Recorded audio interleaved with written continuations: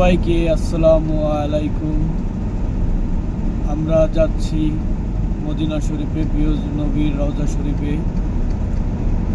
সবার জন্য দোয়া করি, আল্লাহ পাক রব্বিল আলামিন সবাইকে মদিনা শরীফ ও মক্কায় আসার তৌফিক দান করুন, আমিন।